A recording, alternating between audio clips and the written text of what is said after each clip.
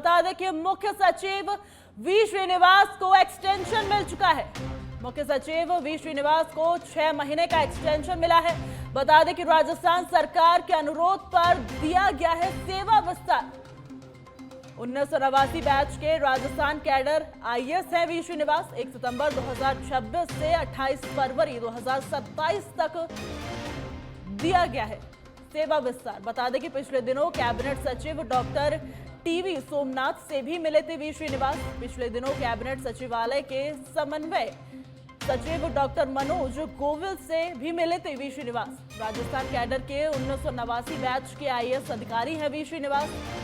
साथ ही आपको बता दें कि 16 नवंबर 2025 को राजस्थान के मुख्य सचिव नियुक्त हुए थे। वर्ष 1989 बैच के आईएएस वी श्रीनिवास विशाखापट्टनम के हैं, विशाखापट्टनम के निवासी हैं। बता दें कि पूर्व प्रधानमंत्री पीवी नरसिम्हा राव के रिश्तेदार हैं।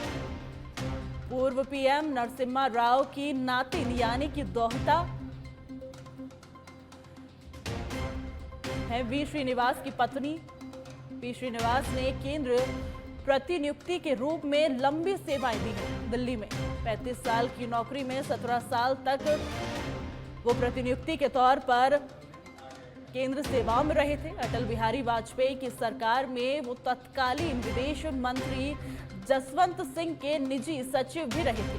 पिछले 4 साल से केंद्र प्रतिनियुक्ति पर रहे हैं वी श्रीनिवास। बता दें कि 35 साल की नौकरी में 17 साल तक डेप्यूटेशन पर रहे वी श्रीनिवास। तत्कालीन विदेश मंत्री रहे, जसवंत सिंह के निजी सचिव भी रहे हैं। आईएमएफ में भारत के कार्यकारी निदेशक के तकनीकी सहायक रहे हैं वी श्रीनिवास। 2 जिलों में कलेक्टर रह चुके हैं वी श्रीनिवास। बता दें कि पाली और जोधपुर जिले में कलेक्टर रह चुके हैं वी श्रीनिवास।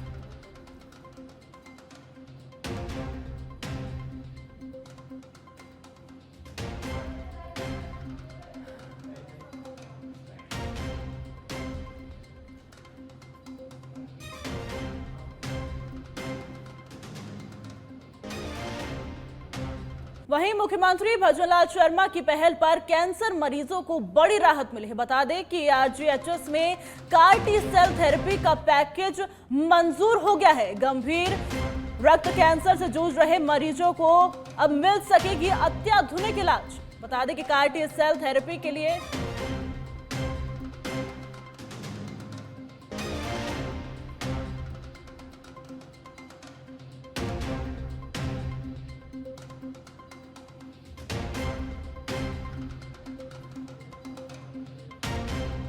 बता दें कि राजस्थान में मिलावटखोरों पर बड़ी कार्रवाई हुई है। जयपुर में 2865 किलो दूषित मिठाई नष्ट कर दी गई है। अलवर में 10,070 किलो मसाले जब्त किए गए हैं। शुद्ध आहार मिलावट पर वार अभियान के तहत प्रदेश भर में सघन निरीक्षण चल रहा है। जयपुर के सांगनेर में 1605 किलो सड़ी गली एवं दुर्गंध युक्त मिठाइयां नष्ट हुई हैं। बता दें कि बगरू में 1260 किलो मिल्क केक और डोडा बर्फी नष्ट कराई गई है।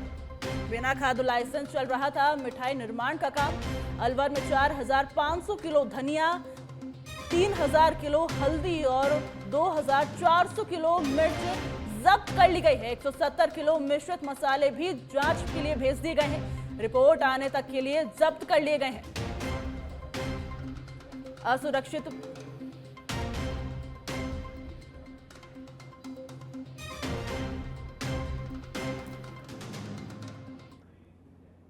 वहीं साइबर अपराध वर्तमान में पुलिस के लिए बड़ी चुनौती बनी हुई है। डीजीपी राजीव कुमार शर्मा के निर्देश पर पुलिस मुख्यालय की साइबर टीम लगातार प्रदेश में जागरूकता अभियान चलाकर लोगों को जागरूक कर रही है। राजस्थान पुलिस किस तरह का अभियान चला रही है, इसको लेकर सच बेधड़क संवाददाता राकेश धादीच ने डीआईजी साइबर शांतनु कुमार सिंह से खास बातचीत की। वर्तमान में साइबर अपराध एक सबसे बड़ी चुनौती है। इसको लेकर पुलिस मुख्यालय भी संजीदा नजर आता है। समय समय पर कैंपेन चला रहा है, लोगों को अवेयरनेस कर रहा है। हमारे साथ आज खास मेहमान मौजूद है डीआईजी शांतनु कुमार सिंह, जो साइबर अपराध के बारे में जानकारी देंगे। किस तरह से पुलिस मुख्यालय कैंपेन चला रहा है और क्या बचाव के तरीके। सर, आपका स्वागत है। धन्यवाद। साइबर अपराध बेसिकली दो महत्वपूर्ण चीज़ों से होता है। एक उसके पास मोबाइल सिम होता है और एक बैंक अकाउंट होता है। आमतौर पे जो साइबर अपराधी हैं वो किसी और व्यक्ति के नाम से सिम अलॉट करा करके खुद उसका इस्तेमाल करते हैं, या व्यक्ति अपना सिम तो इस्तेमाल कर रहा है परंतु उसका व्हाट्सएप जो है अपराधी इस्तेमाल कर रहे हैं। इसको लेकर के केंद्रीय सरकार ने एक नियम बना दिया है कि व्हाट्सएप और जो भी सोशल मीडिया प्लेटफॉर्म्स वगैरह हैं वो उसी डिवाइस पे चलेंगे जिस पे सिम लगा हुआ है। उसका नोटिफिकेशन भी निकल चुका है, उसका इम्प्लीमेंटेशन अभी प्रक्रियाधीन है, बहुत ही जल्दी हो जाएगा। उसके बाद काफ़ी सेफ्टी लोगों को मिलेगी। दूसरा, म्यूल बैंक अकाउंट्स का जो एक सबसे बड़ी समस्या है कि लोग अपने बैंक खाते खोल करके और साइबर अपराधियों को कमीशन या किराए पर उसको दे देते हैं, जिससे उनको 5-10% पैसा उनको मिलता है। बाकी साइबर अपराधी उन म्यूल बैंक अकाउंट्स को ठगी की राशि को ट्रांसफ़र करने में या ट्रांजेक्ट करने में इस्तेमाल करते हैं। इन दोनों पिलर्स को लेकर के भारतीय सरकार और राजस्थान की सरकार बहुत ज़्यादा संवेदनशील है। आमतौर पर एक और चीज़ सामने आई है पिछले साल सवा साल के जो मेरे कार्यकाल में कि आम जन जो है वो बहुत जल्दी घबरा जाता है जब उसके पास कोई फ़ोन आता है, वीडियो कॉल आता है कि हम एटीएस से या सीबीआई से या पुलिस से बोल रहे हैं और आपका सिम या आपका बैंक खाता जो है वो हवाला में इस्तेमाल हुआ है या आतंककारी घटना में इस्तेमाल हुआ है या देश विरोधी घटना में इस्तेमाल हुआ है। तो उसको लेकर के हमने कई एडवाइजरी जारी की हैं जिसको डिजिटल अरेस्ट बोलते हैं। ऑनरेबल प्राइम मिनिस्टर सर ने भी मन की बातों में भी इसको काफ़ी प्रचारित किया था कि डिजिटल अरेस्ट नाम की कोई चीज़ नहीं होती है और आम जन को चाहिए कि वो तुरंत 1930 या निकटतम थाने पे इत्तला करें। इसी को लेकर के सीबीआई ने एक अभय जो पोर्टल है वो भी जारी किया है। अगर कोई व्यक्ति आपको इस तरह का कोई नोटिस या सम्मन भेजता है, गिरफ्तारी वारंट भेजता है, तो आप अभय पोर्टल का इस्तेमाल करके ये पता लगा सकते हैं कि ये असली है या नकली है। और 1930 जो है वो कॉल सेंटर राजस्थान में अभी 53 लाइन्स चल रही हैं, इसको जल्दी हम 60 करेंगे और निकट भविष्य में इसको 100 तक ले जाने का हमारा लक्ष्य है। मेरा एक सवाल है कि प्रदेश में 3 जिले ऐसे हैं, डीग, भरतपुर, अलवर, जहाँ पे मेवात केंद्र सक्रिय है। वो लगातार अपने अपराधों में वृद्धि करती जा रही है, क्योंकि पहले वो टटलूबाजी में थी शामिल, अब वो साइबर अपराध में शामिल है। तो उनके खिलाफ क्या कार्रवाई की जा रही है? आईजी साहब भरतपुर राहुल प्रकाश सर थे, उन्होंने एंटी वायरस और वज्र प्रहार करके 2 बहुत ही सफल अभियान चलाए थे और एक तरह से पूरा जो इनका साइबर अपराधियों का जो गढ़ था उसको पूरी तरह से निस्ताभूत किया था। अभी आईजी मैम है प्रीति चंद्रा मैम, उन्होंने भी एक अभियान चला रखा है। अब ग्रामीण इलाकों में भी खासकर सवाई माधोपुर, दौसा, अलवर, टोंक के कुछ ग्रामीण इलाके हैं, जोधपुर, जयपुर, वहाँ के भी जो ग्रामीण इलाके हैं वहाँ पे भी काफ़ी हद तक साइबर घटनाएं आई हैं। वो 3 तरह से आती हैं कि एक तो एटीएम जो होता है उसका विड्रॉल के जो हॉटस्पॉट्स हैं वो ये क्षेत्र बनते जा रहे हैं। इसी प्रकार के साइबर ठगी की रकम को म्यूल अकाउंट्स के थ्रू चेक विड्रॉल ये इस क्षेत्र में बहुत ज़्यादा होता है। इसको लेकर के ही हमने अभी 15 दिन का स्पेशल ड्राइव किया है। उन एरियाज़ को हमने टारगेट किया है जहाँ पे एटीएम्स और cheque withdrawal mule bank account से वो उनकी घटनाएं ज़्यादा हुई हैं। तो ये थे हमारे साथ शांतनु कुमार, जो बता रहे थे कि समय समय पर लोगों को जागरूक करने के लिए अभियान चलाया जा रहा है। किसी भी व्यक्ति के साथ अगर साइबर ठगी होती है तो सबसे पहले अपने संबंधित थाने पे संपर्क करें, जो हेल्पलाइन नंबर दे रखे हैं उन पे भी संपर्क करें, और जो ठग है इनसे बचने के जो तरीके हैं वो पुलिस मुख्यालय के द्वारा बताए जाते हैं। समय समय पर उनको फॉलो करें और ऐसे ठगों से बचने का पूरी तरह से प्रयास करें। कैमरा पर्सन दिलीप परमार के साथ राकेश दादी, सच बेधड़क, जयपुर। वहीं मुख्यमंत्री भजनलाल शर्मा की पहल पर कैंसर मरीजों को बड़ी राहत मिली है। बता दें कि आरजीएचएस में कार्टी सेल थेरेपी का पैकेज मंजूर हो गया है। गंभीर रक्त कैंसर से जूझ रहे मरीजों को अत्याधुनिक इलाज मिल पाएगा।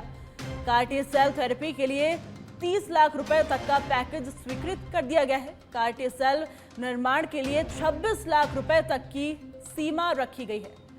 सपोर्टिव केयर और संभावित जटिलताओं के प्रबंधन के लिए 4 लाख रुपए तक सरकारी कार्मिक, आश्रित परिवारजन और पात्र पेंशनर्स होंगे लाभान्वित। बता दें कि विशेषज्ञ समिति तय करेगी कि मरीज की पात्रता। अधिकृत केंद्रों पर विशेषज्ञ निगरानी रखी जाएगी और आईसीयू बैकअप के साथ होगा उपचार। महंगे कैंसर उपचार के लिए मेडिकल बोर्ड की प्रक्रिया भी ऑनलाइन कर दी गई है। मरीजों और परिजनों को जयपुर आने की जरूरत नहीं होगी। अस्पताल से आरजीएचएस पोर्टल के जरिए ऑनलाइन भेजे जाएंगे प्रकरण। वीडियो कॉल के जरिए मेडिकल बोर्ड की प्रक्रिया होगी। बता दें कि यात्रा समय और इलाज के खर्च से बड़ी राहत यहां पे मिलेगी। राजस्थान सरकार का दावा है कि कैंसर उपचार को अधिक सुलभ और आधुनिक और प्रमाण आधारित बनाने की दिशा में बड़ा कदम बताया जा रहा है।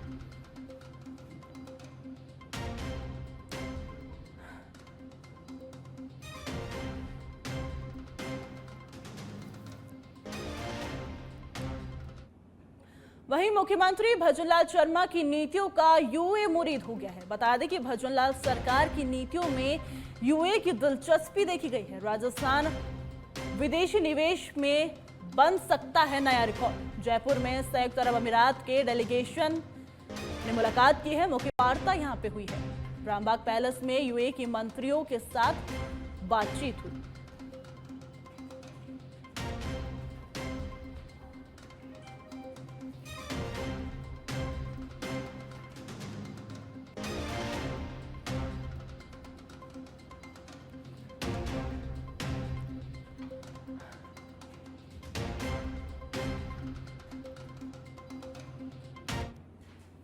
वहीं निकाय चुनावों को लेकर बीजेपी मिशन मोड में नजर आ रही है, जिसे लेकर बीजेपी प्रदेश कार्यालय में प्रदेश अध्यक्ष मदन राठौड़ की अध्यक्षता में अहम बैठक आयोजित हुई। बैठक में मुख्यमंत्री भजनलाल शर्मा भी मौजूद रहे। इस दौरान बैठक में आगामी निकाय चुनावों की तैयारियों को लेकर विस्तार से मंथन किया गया। बीजेपी विधायक प्रत्याशियों के साथ हुई बैठक में निकाय और पंचायत चुनावों को लेकर संगठन की रणनीति पर चर्चा हुई है।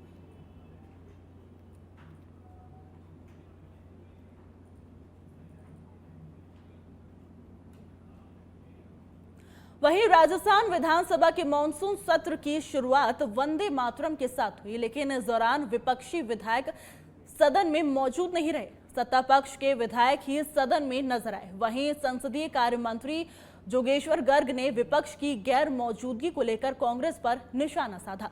उन्होंने आरोप लगाया है कि विपक्ष वंदे मातरम नहीं गाना चाहता था, इसलिए सदन में नहीं आया और बिना पूर्व सूचना अनुपस्थित रहा। सत्ता पक्ष ने कहा कि सर्वदलीय बैठक में सदन में आने को लेकर सहमति बनी थी, इसके बावजूद विपक्ष का सदन में नहीं आना उचित नहीं है। मुद्दा विहीन प्रदर्शन है, मुद्दा विहीन विरोध है और एक अराजकता फैलाने का एक षड्यंत्र का हिस्सा है। सत्ता पक्ष हमेशा जनहित के कार्यों की ओर ध्यान देता है। अब ये तो विपक्ष के ऊपर है कि वो नियम, परंपरा और प्रक्रियाओं का ध्यान रख के सदन चलाने में सहयोग करेंगे। करारी हार कांग्रेस की होगी, उससे बचने के लिए अनेक तरीके के जो हथकंडे हैं वो कांग्रेस अपना रही है। कांग्रेस के अंदर जिस तरह की गुटबाजी है वो भी ये कारण है कि कौन सबसे बड़ा गांधी नेहरू परिवार का चमचा होगा, चमचागिरी करेगा, वो बात भी कांग्रेसियों के मन में है कहीं न कहीं। वहीं राजस्थान विधानसभा के मॉनसून सत्र के पहले ही दिन स्कूलों में मीडिया की एंट्री बैन के मुद्दे पर कांग्रेस ने सरकार के खिलाफ मोर्चा खोल दिया है।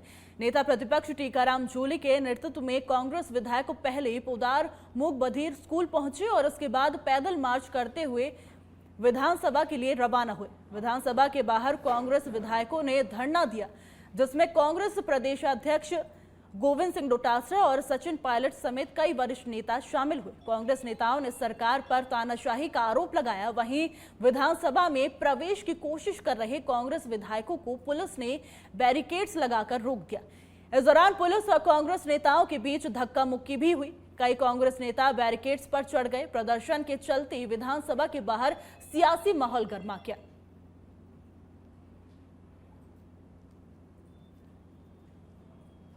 मेरी सरकार है, ये सुनना ही नहीं चाहती है। ये तानाशाह सरकार है, तुगल की फरमान जारी करती है। ऐसे ढक्कन कानून लेके आई जो बीजेपी के पापों पे ढक्कन लगा सके। सरकार से सवाल पूछना है, जनता के मुद्दों की बात करनी है। जो शिक्षा का बंटा ढार मदन दिलावर जी और भजनलाल जी की सरकार ने कर दिया है, उसके बारे में बात करनी है। राजस्थान में जो स्कूलों की हालत हैं, छतें गिर रही हैं, पानी बाढ़ का पानी अंदर जा रहा है, बच्चों के जान माल को बहुत खतरा है। सरकार हाईकोर्ट के आदेश की पालना नहीं कर रही है।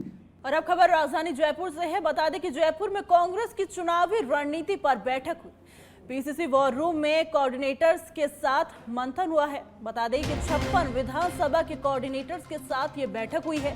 पीसीसी चीफ डोटासरा ने 1-to-1 फीडबैक यहां पे लिया है। 17 और 18 अगस्त को भी बैठक हुई थी।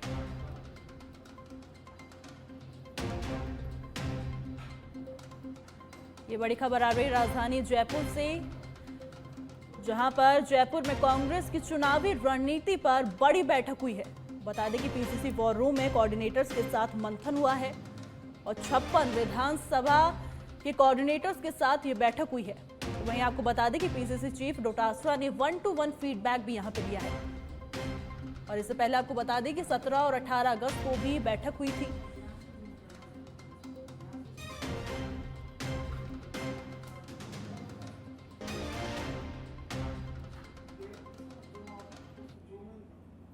वहीं भरतपुर शहर के सारस चौराहे के पास एक मजदूर 11,000 केवी विद्युत लाइन की चपेट में आकर गंभीर रूप से झुलस गया।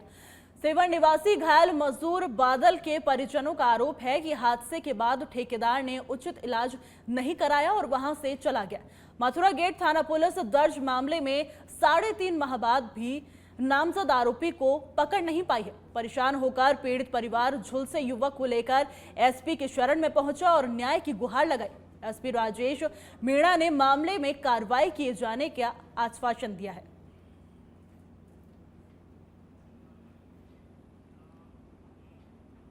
और अब बांसवाड़ा से बड़ी खबर है। बता दें कि खाद लूट का 24 घंटे में खुलासा यहां पे हो गया है। 6 आरोपी गिरफ्तार और वाहन भी जब्त यहां पे कर लिया गया है। 145 कट्टे यूरिया खाद बरामद किया गया है। बोलेरो और पिकअप वाहन भी जब्त कर ले गए हैं। चालक से चाबी और मोबाइल छीनकर लूट की घटना को अंजाम दिया गया है। बता दें कि कुशलगढ़ थाना पुलिस क्षेत्र का ये पूरा मामला बताया जा रहा है।